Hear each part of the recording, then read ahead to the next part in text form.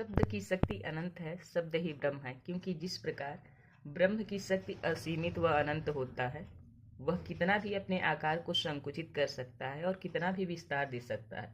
ठीक उसी प्रकार शब्द में वो शक्ति होती है जो मानव हृदय में झंकार उत्पन्न करने की क्षमता रखती है। मनुष्य को हंसा भी सकती है और रुला भी सकती है। इसी तरह से शब्द की शक्ति अनंत है। हम लोग एक टॉपिक शब्द शक्ति को देखते हैं। शब्द शक्ति का बेसिक मतलब क्या है, हम लोग ऊपर की डिफिनीशन में देख लेंगे। शब्द और अर्थ के संबंध को ही शब्द शक्ति कहते हैं। शब्द शक्ति यानी शब्द की ताकत, सामर्थ्य या क्षमता, अर्थ को अभिव्यक्त करने की यही ताकत शब्द शक्ति कहलाती है। अब शब्द का प्रयोग कैसे होता है? जैसे भाषा की जो लघुतम मौखिक इकाई होती है वह ध्वनि होती है, और लघुतम लिखित जो इकाई होती है वह वर्ड होती है। वर्डों के मेल से शब्द बनते हैं, और शब्द जब शब्द के साथ मिलते हैं तो वाक्य का निर्माण होता है, और यही शब्द जब वाक्य में प्रयोग हो जाते हैं तो पद कहलाते हैं। अब यह पद जो होते हैं अब वह गरिमा प्राप्त कर लेते हैं जो कि बहुआयामी अर्थ को अभिव्यक्त कर सके। इस शब्द की अर्थ को अभिव्यक्ति करने की शक्ति ही शब्द शक्ति कहलाती है। अब हिंदी शब्दकोश के अनुसार इसकी परिभाषा को देखते हैं। शब्द की शक्ति उसमें अंतर्निहित अर्थ को व्यक्त करने का व्यापार है। यह हिंदी शब्दकोश के अनुसार इसकी परिभाषा है। उदाहरण देखते हैं। जैसे एक उदाहरण दिया हुआ है कि बंदरों का आजकल बड़ा आतंक है। सेकेंड एग्जाम्पल है, अरे वह तो बंदर है, हर समय उछल कूद करता रहता है।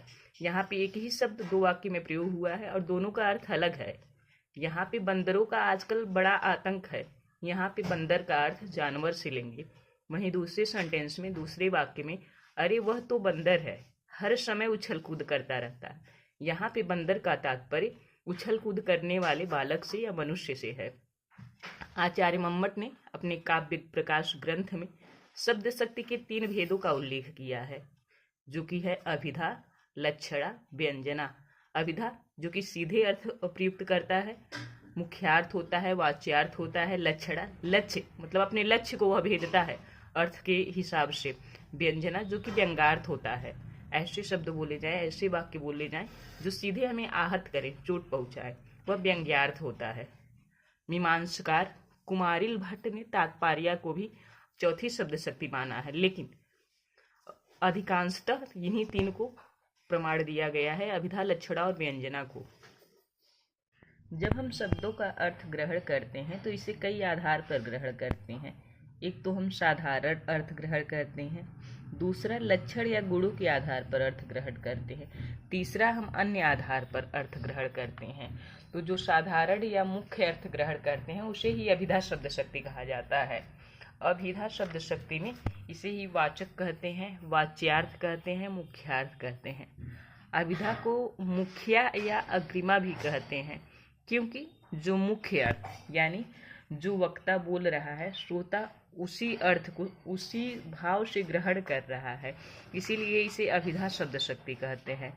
यानी इसका जब परिभाषा देखेंगे तो शब्द के जिस शक्ति के कारण किसी शब्द का साधारण या लोक प्रचलित या व्यवहारिक अर्थ प्रकट होता है, उसे अभिधा शब्द शक्ति कहते हैं।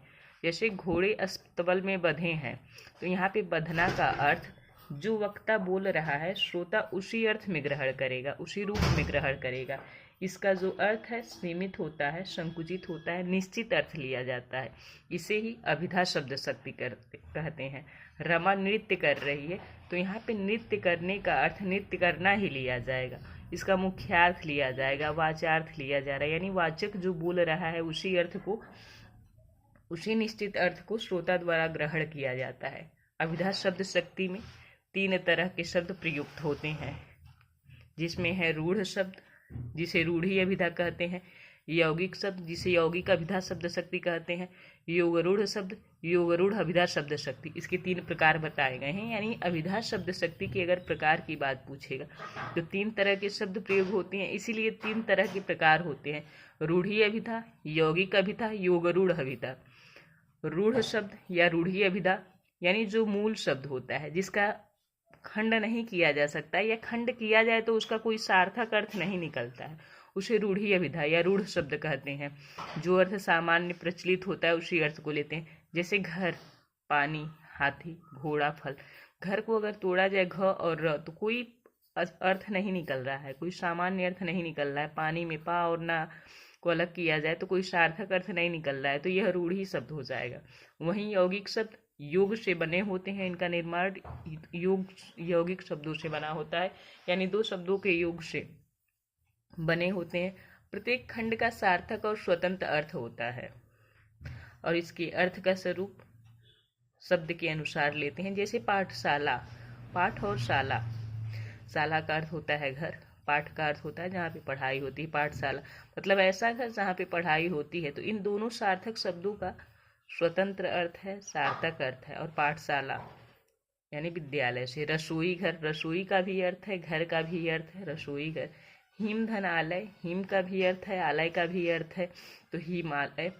तो इस तरह से यौगिक शब्द में दोनों शब्दों का अर्थ होता है। वहीं पे जब हम योग रूढ़ की बात करते हैं तो यह तो बनते योग से ही है, योग रूढ़ शब्द भी, लेकिन इस खंड का अर्थ होते हुए भी शब्द का प्रयोग किसी विशेष अर्थ के लिए प्रयोग किया जाता है। यानी इसका जब हम संधि विच्छेद करते हैं या इसका समास विग्रह करते हैं शब्दों का, तो इसका जो प्रयोग करते हैं विशेष अर्थ के लिए करते हैं।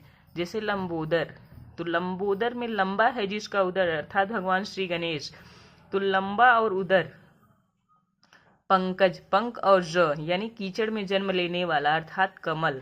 पंक और जो कीचड़ और जल, इसका या कीचड़ में जन्म लेने वाला, इसका अर्थ नहीं ले रहे हैं हम। पंकज का अर्थ ले रहे हैं, विशेष अर्थ ले रहे हैं, जो है कमल। दशानन, 10 प्लस आनन यानी 10 सिरों वाला, 10 आनन वाला रावण।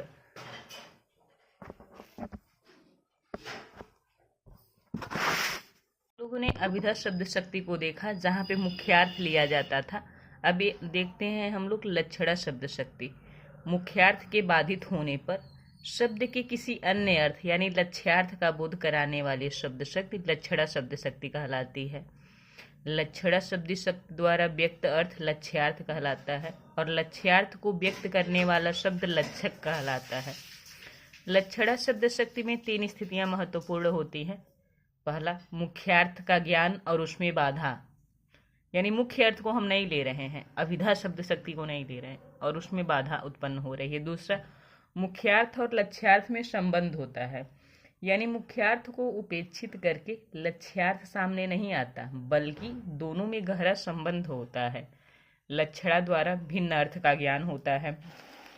उदाहरण के तौर पे देखें, अगर हम कहें लाठियां चल रही हैं, तो लाठियां कोई प्राणी नहीं है जो चल सके, अर्थात मुख्यार्थ बाधित हो रहा है। लाठी का प्रयोग सामान्यतः लड़ाई झगड़े में किया जाता है, अर्थात लक्ष्यार्थ व्यक्त हो रहा है कि लड़ाई हो रही है। अन्य उदाहरण देखें, अगर कहते हैं कि सुधा तो नीरी गाय है, तो सुधा के 4 पैर नहीं है, सुधा में सामने दिख रही है सुधा तो नीरी गाय है, तो सुधा के 4 पैर तो नहीं है, सुधा की पूंछ नहीं है, सुधा जानवर नहीं है, सुधा क्या है, एक लड़की है। यहाँ पे लक्ष्यार्थ अर्थ हम यह लेंगे कि सुधा स्वभाव में बहुत ही भोली और सीधी साधी लड़की है, तो लक्ष्यार्थ यह हुआ।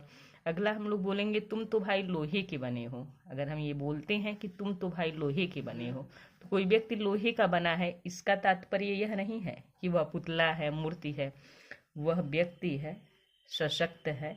यहाँ पे लक्ष्यार्थ जब लेंगे तो इसका तात्पर्य यह होगा कि वह व्यक्ति जो हमारे सामने खड़ा है वह क्या है, बहुत ही सशक्त है, मजबूत है, तो हम बोलेंगे तुम तो भाई लोहे के बने हो। अब हम लोग देखते हैं लक्षणा शब्द शक्ति के भेद कितने होते हैं। तो बहुत तरह के विद्वानों में इस तर्क को लेके मतभेद है, इस शब्द को लेके मतभेद है कि कितनी शब्द शक्तियाँ मानी जाए। इस विवादों में हम लोग नहीं पढ़ते हैं, 4 भेद को देखते हैं। रूढ़ी लक्षणा, प्रयोजनवती लक्षणा, आपादान लक्षणा और लक्षण लक्षणा। रूढ़ी लक्षणा में हम परंपरा को लेते हैं, परंपरागत शब्दों मतलब लेते हैं। प्रयोजनवती लक्षणा में प्रयोजन, कारण, हेतु या उद्देश्य को लेते हैं। उपादान लक्षणा में हम उस तत्व को लेते हैं। लक्षण लक्षणा में जहाँ पे लक्षण प्रधान होती है वहाँ पे क्या होता है, लक्षण लक्षणा होता है। तो ने लक्षणा शब्द शक्ति को बहुत अच्छे से समझ लिया। अब उसके भेद को एक एक करके समझते हैं उदाहरण के साथ। तो पहला है रूढ़ा लक्षणा। रूढ़ा का ही अर्थ होता है, हम लोग बोलते हैं चीज रूढ़ियों से चलती चली आ रही है, यानी परंपराओं से। जिस शब्द शक्ति में रूढ़ी या परंपरा या लोकोक्ति या मुहावरों से प्राप्त अर्थ ग्रहण किया जाता है उसे रूढ़ा लक्षणा कहते हैं। यानी जिस शब्द शक्ति में मुख्यार्थ के बाधित होने पर रूढ़ि या परंपरा या लोकोक्ति या मुहावरों से अर्थ ग्रहण किया जाता है उसे रूढ़ा लक्षणा कहते हैं। उदाहरण, रमेश ने अपने पिता की नाक ही कटवा दी। यहाँ पे हम अभिधार्थ अर्थ नहीं लेंगे। नाक कटवाने का मतलब किसी का नाक कट गया, ऐसा भी अभिधार्थ अर्थ नहीं ले रहे हैं। यहाँ पे हम लोग ले रहे हैं मुहावरों और लोकोक्तियों से अर्थ। इसका अर्थ होता है, नाक कटने का अर्थ होता है इज्जत मिट्टी में मिला देना। रमेश ने अपने पिता की इज्जत मिट्टी में मिला दी। रामलाल तो हरिश्चंद्र है। अब यहाँ पे हरिश्चंद्र जो शब्द है, ये परंपरा से हम लोग जब हरिश्चंद्र शब्द आता है तो सत्यवादी राजा हरिश्चंद्र का एग्जाम्पल लेते हैं। तो यहाँ पे रामलाल के हरिश्चंद्र होने का तात्पर्य यह है कि रामलाल तो बहुत ईमानदार है। तो रूढ़ा लक्षणा मतलब रूढ़ियों और परंपराओं से जो चलता चला आ रहा है। दूसरी बात, जहाँ पे लोकोक्तियों और मुहावरों का अर्थ प्रयोग होगा वहाँ पे रूढ़ी लक्षणा माना जाएगा, तो उसका अर्थ रूढ़ा लक्षणा लिया जाएगा। तो लक्षणा शब्द शक्ति के अगले भेद प्रयोजनवती लक्षणा को हम लोग देखते हैं। इसका डेफिनेशन ये है कि शब्द के जिस शक्ति से वक्ता के विशेष प्रयोजन के आधार पर मुख्यार्थ बाधित हो और लक्ष्यार्थ का बोध हो, वहाँ प्रयोजनवती लक्षणा शब्द शक्ति होती है। यानी विशेष प्रयोजन के लिए उस शब्द को बोला जाता है। जैसे उदाहरण के तौर पर अगर हम देखें तो बोलते हैं, यह देखो सामने हड्डियों का ढांचा खड़ा है। अब अगर इसका मुख्यार्थ लिया जाए तो हमें पाएंगे कि सामने कंकाल खड़ा है, ठीक। जबकि ऐसा नहीं है, सामने जो व्यक्ति दिख रहा है वो हड्डियों का ढांचा खड़ा है। इसका तात्पर्य यह हुआ कि जो सामने व्यक्ति खड़ा है वह बहुत दुबला पतला शरीर को व्यक्त करने वाला व्यक्ति, यानी बहुत दुबले पतले शरीर का है। सेकंड, अगर हम बोलें उदाहरण के तौर पर देखें कि वाह क्या हवा महल बनवाया है, तो हवा महल बनवाना इतना आसान नहीं है, क्योंकि यह हवा महल तो राजस्थान का सांस्कृतिक और ऐतिहासिक धरोहर है। हवा महल बनवाने का मतलब ये है कि हम जो सामने बिल्डिंग देख रहे हैं वह बहुत हवादार है, उसमें खिड़कियां लगी हैं, हवा आसानी से आ जा रहा है। तो हवा महल का मतलब यहाँ पे हवादार भवन से हुआ। हड्डियों के ढांचा का मतलब शरीर के दुबले पतले शरीर से हुआ। तो यहाँ पे इसे प्रयोजनवती लक्षणा में गिना जाएगा। प्रयोजनवती लक्षणा में, क्योंकि यह विशेष स्थिति के लिए प्रयुक्त शब्द है, विशेष प्रयोजन के लिए इन शब्द का प्रयोग किया जा रहा है, हड्डियों के ढांचा को और हवा महल को। हम देखते हैं लक्षणा शब्द शक्ति के तीसरे भेद को, उपादान लक्षणा को। उपादान लक्षणा का डिफिनेशन जब हम लोग देखते हैं तो यहाँ देखते हैं, जब लक्ष्यार्थ में वाच्यार्थ भी शामिल हो तब उसे उपादान लक्षणा कहते हैं। उपादान लक्षणा में हम क्या देख रहे हैं कि यहाँ पे वाच्यार्थ भी शामिल है और लक्ष्यार्थ भी शामिल है। उदाहरण के तौर पर अगर हम देखें कि भैया जब अलग घर बसाओगे तब आटे दाल का भाव पता चलेगा। यहाँ पे जब अलग घर बसाओगे तब आटे दाल का भाव पता चलने का मतलब यहाँ पे सिर्फ आटे दाल के भाव की बात नहीं की जा रही है, घर गृहस्थी के सभी सामान की बात की जा रही है। तो यहाँ पे क्या हो गया, लक्ष्यार्थ हमें यहाँ पे मिला और वाच्यार्थ हो गया जब घर अलग बसाओगे तब। फिर सेकंड देखेंगे, दो बंदूकों ने सारा गांव लूट लिया। तो यहाँ पर भी दो बंदूकों ने, तो अब बंदूकों ने तो पूरा गांव लूटा नहीं होगा, बंदूक के साथ बंदूकधारी भी रहे होंगे। तो यहाँ पर बंदूक और बंदूकधारी यानी लक्ष्यार्थ भी है वाच्यार्थ भी है, ये दोनों शामिल है। और इन दोनों ने क्या किया, सारा गांव लूट लिया। तो इस वाक्य में भी वाच्यार्थ और लक्ष्यार्थ दोनों शामिल है, ठीक। उसी तरह से अब हम लोग देखेंगे लक्षणा शब्द शक्ति के चौथे भेद को, लक्षण लक्षणा। जब लक्षण से निकलने वाले अर्थ में वाच्यार्थ शामिल नहीं होता है। अब यहाँ पे इसे हम क्यों देख रहे हैं कि वाच्यार्थ शामिल नहीं होता है, क्योंकि अभी हम लोगों ने जस्ट उपादान लक्षण में देखा है कि यहाँ पे वाच्यार्थ शामिल होता है, लेकिन लक्षण लक्षणा में वाच्यार्थ शामिल नहीं होता है तथा लक्षण के आधार पर व्यक्त अर्थ ही ग्रहण किया जाता है, उसे लक्षण लक्षणा शब्द शक्ति कहते हैं। जैसे वह उल्लू है, उल्लू होने का मतलब वह उल्लू नहीं, वह मूर्ख है।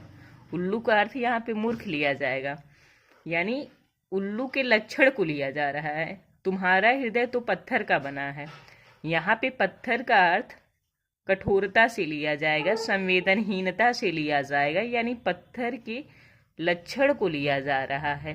तो जब लक्षण को लिया जाएगा, किसी शब्द के लक्षण को, तो वहां पे लक्षण लक्षणा होगा। जैसे उल्लू का अर्थ मूर्ख, और पत्थर, हृदय के पत्थर का अर्थ हो गया कि वह कठोरता, हृदय में कठोरता या संवेदनहीनता का अर्थ लिया जा रहा है। अब हम लोग शब्द शक्ति के तीसरे भेद यानी व्यंजना शब्द शक्ति को देखते हैं। इसका परिभाषा देखते हैं। शब्द की जिस शक्ति से वाच्यार्थ और लक्ष्यार्थ दोनों के बाधित होने पर किसी अन्य अर्थ की ही प्रतीति हो, वहां व्यंजना शब्द शक्ति होती है। व्यंजना शब्द शक्ति केवल अर्थ का संकेत देती है, शेष अर्थ श्रोता या पाठक की कल्पना शक्ति पर निर्भर करती है। यानी पंक्ति एक, किंतु शब्द शक्ति के तीसरे भेद यानी व्यंजना शब्द शक्ति को देखते हैं। व्यंजना शब्द शक्ति में वाच्यार्थ यानी अभिधा और लक्ष्यार्थ यानी लक्षणा, ये दोनों बाधित होता है और किसी अन्य अर्थ का ही लिया जाता है, वहां पे व्यंजना शब्द शक्ति होती है। परिभाषा हम लोग देखते हैं कि शब्द की जिस शक्ति से वाच्यार्थ और लक्ष्यार्थ यानी अभिधा और लक्षणा दोनों बाधित होने पर किसी अन्य अर्थ की ही प्रतीति हो, वहां पे व्यंजना शब्द शक्ति होती है। व्यंजना शब्द शक्ति केवल अर्थ का संकेत देती है, शेष अर्थ श्रोता या पाठक की कल्पना शक्ति पर निर्भर करती है। यानी वह अर्थ किसी के लिए कुछ और किसी अन्य के लिए कुछ और भी हो सकता है। पंक्ति एक, किंतु संदर्भ के अनुसार अर्थ अलग अलग होता है। उदाहरण के तौर पे अगर हम लोग देखते हैं कि 5 बज गए, अब 5 बजने का अर्थ हो सकता है किसी का चाय का समय हो गया हो, किसी के घूमने जाने का समय हो गया हो, किसी के घर जाने का समय हो गया हो, कोई लंच करके नाश्ता करके पढ़ाई पर बैठा हो और सोच रहा हो कि 5 बजे तक पढ़ेंगे, तो उसके पढ़ाई खत्म करने का अर्थ हो गया हो। यानी श्रोता या पाठक की कल्पना शक्ति या उनके कंडीशन या उनके अलग अलग स्थिति पर निर्भर करता है कि 5 बजने का अर्थ क्या हुआ। किसी का कोई सीरियल हो सकता है उस समय पे आता हो, तो उसका वो सीरियल देखने का समय हो गया हो। इसी तरह से अब हम देखते हैं, इसके 2 भेद होते हैं, एक होता है शाब्दिक व्यंजना, दूसरा होता है आर्थी व्यंजना। व्यंजना शब्द शक्ति के 2 भेद हैं। शाब्दिक व्यंजना से स्पष्ट होता है कि शब्द के आधार पर यहाँ पे अर्थ बदलेगा, यानी शाब्दिक व्यंजना प्रतीत होगी। दूसरा होगा आर्थी व्यंजना, अर्थ के अनुसार वहां पे आर्थी व्यंजना होगा। पहले हम लोग देखते हैं शाब्दिक व्यंजना को। शब्द विशेष के प्रयोग के कारण व्यंग्यार्थ का बोध होता है, वहां पे शाब्दिक व्यंजना होगा। अधिकतर जहाँ पे श्लेष अलंकार हो वहां पे शाब्दिक व्यंजना होती है, क्योंकि श्लेष अलंकार में एक ही शब्द के अनेक अर्थ होते हैं और हर अर्थ का अलग प्रयोजन होता है। अगले लाइन में देखिए कि अनेकार्थक शब्दों का प्रयोग होता है, कहाँ पे? शाब्दिक व्यंजना में। जैसे देखते हैं अगर हम लोग, रहीमन पानी राखिए बिन पानी सब सून, पानी गए ना उबरे मोती मानुष चून। तो यहाँ पे हम अनेकार्थक शब्दों का प्रयोग होता है, तो पानी की जगह जल का प्रयोग नहीं कर सकते हैं। जल का प्रयोग करते ही इसका व्यंग्यार्थ समाप्त हो जाएगा, तो यहाँ पे पानी ही रहेगा, क्योंकि पानी का अर्थ मोती के लिए अलग है, मानुष के लिए अलग है, चूने के लिए अलग है। तो यहाँ पे श्लेष अलंकार है और शब्द के कारण ही यहाँ पे चमत्कार उत्पन्न हो रहा है, अर्थात यहाँ पे शाब्दिक व्यंजना है। ठीक, उसके बाद हम लोग देखेंगे आर्थी व्यंजना। ये चीज ध्यान देंगे कि शाब्दिक व्यंजना में श्लेष अलंकार का प्रयोग होता है और अनेकार्थक शब्दों का प्रयोग होता है।